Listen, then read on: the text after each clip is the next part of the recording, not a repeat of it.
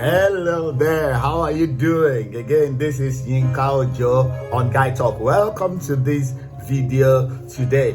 Listen, I want to say thumbs up again to every one of you. If you're a new subscriber, yay!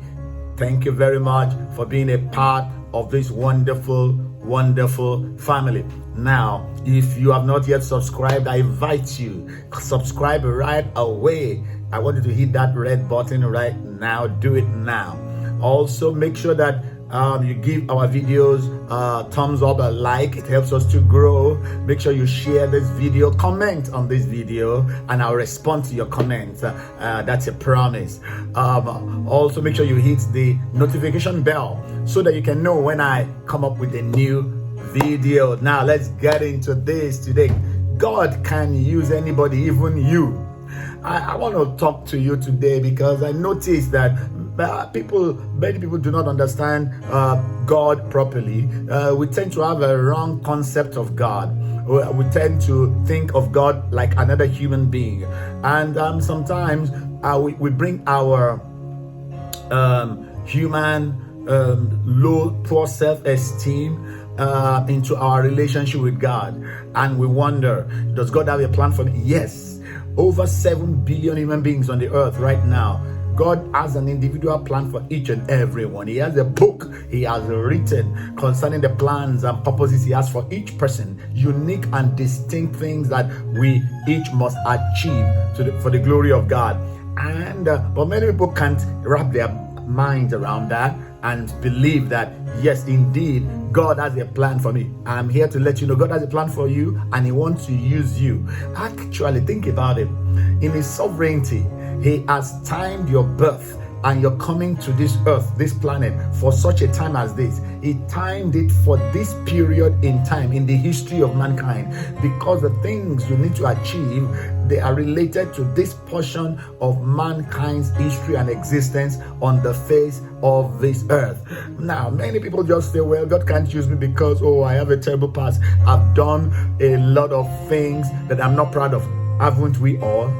We all have done. The only person that walked the face of this earth and was spotless and sinless and has nothing to be ashamed of is Jesus Christ. Apart from Jesus Christ, all of the billions and billions and billions of human beings that have walked here, from the first man and the first woman, Adam and Eve, we have the things in our lives that were not perfect, and God understands that. He has made provision. He wants to use you and I, nonetheless. There's a lady in the Word of God, Rahab is her name, and I get inspiration a lot from her story.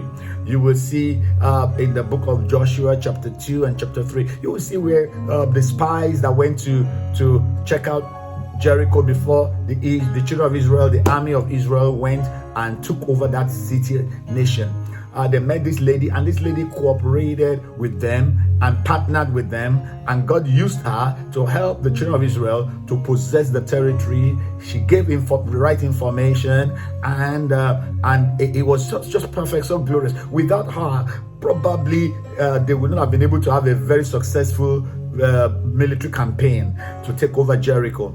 But this woman was not your pristine person that went to seminary. She was not a nun. She was not a perfect human being. In fact, she was a prostitute, and she was an international prostitute at that. She sold her body to get money. She transacted sex for money. She was located, the Word of God says she was located on the city wall. That's the place where the international travelers can easily have access to her. So she had a prostitution business that was of an international magnitude. Listen, this was the woman that God drew, and she opened her heart at a point in time. She just thought, look, I need to do better with my life. I need to render my life to God for God's service. I need to fulfill my divine purpose. And God picked her and God used her.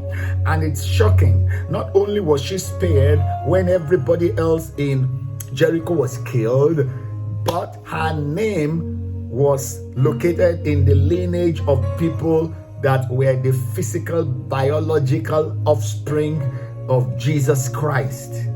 Now that's amazing. She was not a Jew. She didn't have a relationship. She didn't come from people that had a relationship with God naturally. But because she trusted God, she opened her heart. God said, listen, what you have done does not matter. Your history does not matter. The color of your skin does not matter. Your race does not matter. Your sexual your sexual gender does not matter. The sinful life you have lived does not matter. I'm just interested in, are you ready to make a change now and walk with me, your God, into a glorious future? And that's what Rahab did.